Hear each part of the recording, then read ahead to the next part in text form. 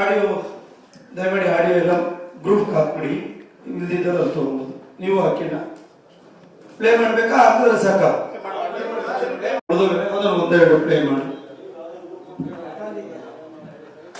ತುಂಬಾ ಇದೆ, ನಾನಿನ್ನು ಆಮೇಲೆ ಮಾತಾಡ್ತೀನಿ. ಪ್ಲೇ ನನ್ನ ಟ್ರಾಕ್ ಮಾಡ್ಲಿಕ್ಕೆ ಡೀಲ್ ಕೊಡ್ತಾ ಇರೋದು ಆಡಿಯೋ ನಾವು ರೆಕಾರ್ಡ್ ಮಾಡಿರೋದು.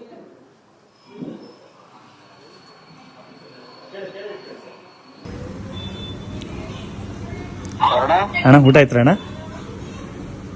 ಆಯ್ತಮ್ಮ. ಹೌದಣ್ಣ, ನೀವು ಕೊಟ್ಟಿದ್ದಿಂತ ವರ್ಕೌಟ್ ಆಯ್ತಣ್ಣ? ನೋಡ್ದಾ?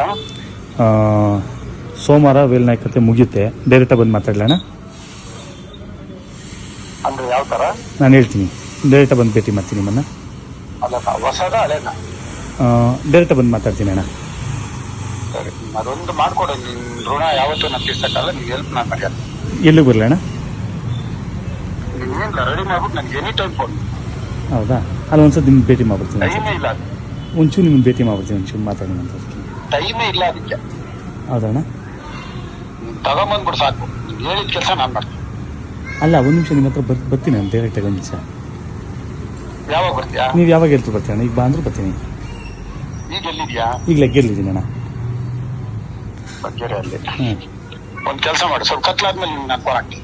ಆಯ್ತಣ್ಣ, ಆಯ್ತಣ್ಣ, ಹಂಗಾರೆ ನಾನು ಫೋನ್ ಹಾಕ್ತೀನಿ. ಆಯ್ತಣ್ಣ, ಆಯ್ತಣ್ಣ.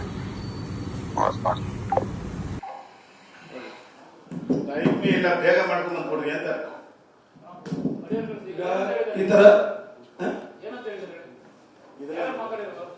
ವಾಹಿನಿಯವರು ನಮ್ಮ ಸ್ನೇಹಿತರು ಅವ್ರಿಗೆ ಡೀಲ್ ಕೊಡ್ತಾನೆ. ಬೇರೆ ನಾಯಕರದ್ದು ನನಗೆಲ್ಲೋ ಮಾಹಿತಿ ಇದೆ. ನಿಮ್ಮ ಇವ್ರ ಹತ್ರ ಎಲ್ಲೋ ಒಂದು ಬ್ಲೂ ಫಿಲಮ್ ಡ್ರಾಪ್ ಮಾಡಿದ್ದಾರೆ ಬೇಲೂನ ಅಂತೇಳಿ. ಅದು ಅರ್ಜೆಂಟಾಗಿ ನನಗೆ ಬೇಕು. KGF ಅಲ್ಲಿ ಎಲೆಕ್ಷನ್ ನಿಂತು ಅಂತ ಇದ್ದಾನೆ. ಅದಕ್ಕೆ ಮೊದಲು ಅದನ್ನು ನಾನು ಪ್ರಚಾರ ಮಾಡಿಬಿಟ್ಟು ಟಿಕೆಟ್ ತಗೋಗುತ್ತೆ ಕೊಡುವಂತ.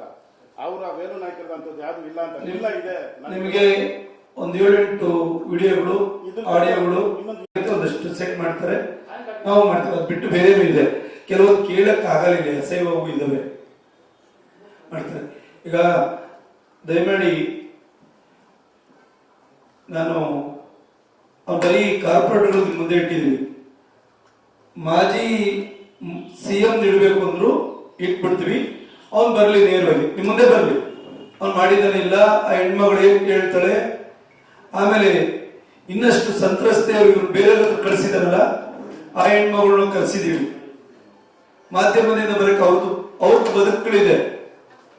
ಹನಿ ಡ್ರಾಪ್ ಕಳಿಸಿದಾರಲ್ಲ ಹೆಣ್ಮಗಳನ್ನ, ಅವ್ರನ್ನೂ ಕರೆಸಿದ್ದೇನೆ ಇವತ್ತು. ಅವ್ರು ರೆಡಿ ಇದ್ರೆ ವಿಧಾನಸೌಧ ಬಾಗಿಲಿಗೆ ಹೆಣ್ಮಗು ಬರುತ್ತೆ ನೇರವಾಗಿ.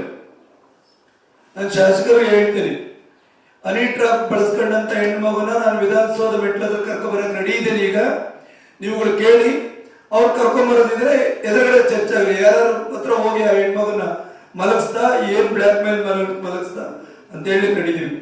ನಿಮ್ಗೆ ಎಂತ ಒಬ್ಬ ಅಯೋಗ್ಯನ ಆ ದೇವಸ್ಥಾನದಲ್ಲಿ ಬಿಟ್ಟು ರಾಜಿ ಮಾಡ್ಕೊಂಡು ಚರ್ಚೆ ಮಾಡ್ಕೊಳ್ತಾರೆ. ಮುನಿರತ್ನ ವಿಚಾರನ ಇದರಲ್ಲಿ ಬೆಳಗಾಮಲ್ಲಿ ಒಳಗಡೆ ಬಿಟ್ಕೊಳ್ಳೋದಕ್ಕೆ ಬಿಜೆಪಿ ನಾಯಕರು ಹೋಗಿ ಸ್ಪೀಕರ್ ಹತ್ರ ರಾಜಿ ಮಾಡಿಸ್ತಾರೆ.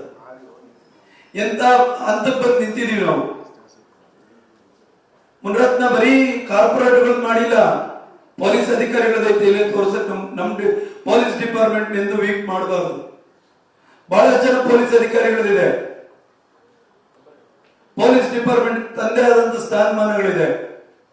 ಅವ್ರ ಕೈಯಲ್ಲಿ ಎಂತೆಂತ ಕೆಲಸ ಮಾಡಿಸಿದ್ದಾನೆ. ಅವ್ರು ತನ್ನಿ ಡ್ರಾಪ್ ಮಾಡಿಸಿ. MLA ಮಾತ್ರ ಗೌರವ ಇರೋದು, ಕಾರ್ಪೊರೇಟರ್ಗಳಿಲ್ವಾ?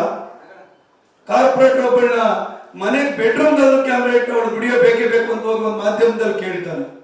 ನಿಮ್ಗಳಿಗೆಲ್ಲ ಲಾಸ್ಟ್ ಟೈಮ್ ಕೊಟ್ಟಿದ್ವಿ. ಇವ್ರು ಮಾತ್ರ ಮನುಷ್ಯ, ಕಾರ್ಪೊರೇಟರ್ ಮನುಷ್ಯನಲ್ವಾ? ಇವ್ರು ಮಾತ್ರ ಎಲೆಕ್ಟೆಡ್ ಬಾಡಿನ? MLAಗಳು ಮಾತ್ರನಾ? ಕಾರ್ಪೊರೇಟರ್ಸ್ ಸಾರ್ವಜನಿಕವಾಗಿ ಓಟ್ ಪಡ್ಕೊಂಡಿಲ್ವಾ? ಬೇಡ, ಸಾಮಾನ್ಯ ಜನ ಆದ್ರೆ ಮಾಡ್ಬೋದಾ? ನಿಮಗೆ ಗೊತ್ತಿರಲಿ, ಮೊನ್ನೆ ಒಬ್ಬ ತಂದೆ ತೀರ್ಕೊಂಡ. ಸುಮಾರು 1 ವರ್ಷದ ಹಿಂದೆ ಆ ಹೆಣ್ಮಗಳು ಓಡೋಗ್ತಾಳೆ. ಹೈಸ್ಕೂಲ್ ಅಂತ ಕಾಣುತ್ತೆ, ಒಂದು ಹುಡುಗನ ಜೊತೆಲಿ. ಅವನದೇ ಕ್ಷೇತ್ರದ ಒಬ್ಬ ಪೊಲೀಸ್ ಇನ್ಸ್ಪೆಕ್ಟರ್ ಇಬ್ಬರನ್ನು ಕರೆಸ್ತಾರೆ. ಇಬ್ಬರು ಕರೆಸಿ ಆ ಹುಡುಗನ ಎದುರಿಸಿ ಕೊಟ್ಟು ಕಳಿಸ್ತಾರೆ. ಅವರು ಮೈನರು. ಇದೇ ಗನ್ ಮ್ಯಾನ್ ಹೋಗಿ ಅವ್ರಿಗೆ ಒಂದು ಮೊಬೈಲ್, ಹುಡುಗಿಗೆ ಒಂದು ಬೈಕ್ ತಂದು ಕೊಟ್ಟು ಬೆಳಗ್ಗೆ ಬೈಕ್ ಪೂಜೆಯಲ್ಲಿ ಕುತ್ಕೊಂಡು ಆ ಹೆಣ್ಮಗನ್ ಕರ್ಕೊಂಡು ಹೋದಂತ ಹಿಂದೆ ಕುತ್ಕೊಂಡು ಶಾಸಕ ಆ ಹೆಣ್ಮಗನ್ ಏನ್ ಮಾಡಿ ತಂದ್ಬಿಟ್ಟ, ಎಷ್ಟು ಕೋಟಿ ರೂಪಾಯಿ ಆಸ್ತಿಯನ್ನ ತಾಯಿ ಕೊಡಿಸಿದ್ದಾರೆ. ಏನ್ ಮಾಡ್ತಾ ಇದೆ ಸರ್ಕಾರ? ಕಾನೂನಲ್ಲಿ ಸಿಕ್ಲಿಲ್ಲ ಅಂದ್ರೆ ಇವತ್ತು ಅವ್ರ ತಂದೆ ಇಲ್ಲ, ಏನಾಯ್ತು ಗೊತ್ತಿಲ್ಲ. ಯಾರು ಇವತ್ತು ಬಂದು ಹೇಳ್ಕೊಳ್ತಾರೆ, ಸಾಕ್ಷಿಗಳಿದ್ರೆ ಮಾತ್ರ ನಾ ಬೇರೆ ಕೆಲಸ ಮಾಡಬಾರ್ದ. ಅದನ್ನೇ ಪೋಸ್ಕೋ ಆಗ್ಬಿಡುತ್ತೆ ಅಂತ ಗಾಡಿ ಕೊಡಿಸಿ ಗಾಡಿ ಹಿಂದೆ ಕುಂತ್ಕೊಂಡು ಪೂಜೆ ಮಾಡಿ ಕರ್ಕೊಂಡು ಹೋಗ್ಬಿಟ್ರೆ ವಾಪಸ್ ಕರ್ಕೊಂಬರೋಕೆ ಎಷ್ಟು ಗಂಟೆಗಳಾದ್ಮೇಲೆ ವಾಪಸ್ ಕರ್ಕೊಂಬಂದ, ಎಲ್ಲಿ ಕರ್ಕೊಂಡು ಹೋಗಿದ್ದ? ಆ ಮಗು ಪರಿಸ್ಥಿತಿ ಏನು? ತಾಯಿ ಗಲಾಟೆ ಮಾಡಿದ್ರೆ ಬಂಗ್ಲೆ ಕೊಡಿಸ್ತಾನೆ. ಯೋಚನೆ ಮಾಡ್ಬೇಕಿದೆ ನೀವೆಲ್ಲ. ನಾವ್ ಸಾಕ್ತಾ ಇದೀವಿ, ಕಾನೂನು ಅಡಿಯಲ್ಲಿ ಸಿಕ್ಕಲ್ಲ ಅಂದ್ರೆ ಏನ್ ಬೇಕಾದ್ರೂ ಮಾಡ್ಬೋದಾ? ಒಂದೇ ಎರಡಲ್ಲ ಇತ್ತು, 100 ಇದೆ. ಅವ್ರ ಮನೇಲಿ ಒಂದು NCR ಆಗಿಲ್ಲ, ಮನೆ ಕೆಲಸ ಮಾಡ್ತಿದ್ದ ಬ್ಲಾಸ್ಟ್ ಆಗಿ ಸತ್ತು ಹೋಗುತ್ತೆ. ನಿಮ್ಮೆಲ್ಲ ಮಾಧ್ಯಮದಲ್ಲಿ ತೋರಿಸ್ತೀರಿ. ಒಂದು FIR ಆಗಿಲ್ಲ, ತನಿಖೆ ಆಗ್ಬಾರ್ದು ಬಡವರ ಪ್ರಯಾಣಕ್ಕೆ? ಕೆಮಿಕಲ್ ವಸ್ತು ಅಂದ್ರೆ ಬ್ಲಾಸ್ಟ್ ಆಗೋದಾದ್ರೆ ಮನೇಲಿ ಯಾಕೆ ಇಟ್ಕೊಂತಾರೆ? ಕಾನೂನು ಇಲ್ವಾ ದೇಶದಲ್ಲಿ? ಮುನ್ರತ್ನ ದೇಶದ ಕಾನೂನು ಅನ್ವಯಿಸಲ್ವಾ? ಅಲ್ಲೆಲ್ಲ ಸಾವಿರಾರು ಕೋಟಿ ಜಾಗ ನನ್ನ ಹಳ್ಳಿ ಪಕ್ಕನೇ, ಉಸ್ಮಾನ್ ಹಳ್ಳಿ, ನನ್ನ ಹುಟ್ಟಿದೂರಲ್ಲೇ. ಅಲ್ಲಿ KS ಅಧಿಕಾರಿ ಸತ್ತೋಗ್ತಾರೆ, ಡ್ರೈವರ್ ಬಂದು ಚುಚ್ಬಿಟ್ಟ.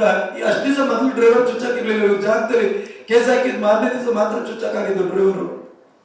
ಬೇರೆ ನಮ್ಗೆಲ್ಲ ಭಯ ಇದೆ, ಎಲ್ಲಿ ಯಾವಾಗ ನಮ್ಮನ್ನು ಕೊಲ್ತಾರೋ ಅಂತ. ಆಚೆ ಹೋಗಿ ಒದ್ದಾಡ್ತೀವಿ ನಾವು. ಮಾನ ದೊಡ್ಡದು ಅಂತಿರೋದು ಕಿಚ್ಚೆ ಬಂದಿರೋದು. ನಾವ್ ಎದುರಿ ಮನೇಲಿದ್ವಿ.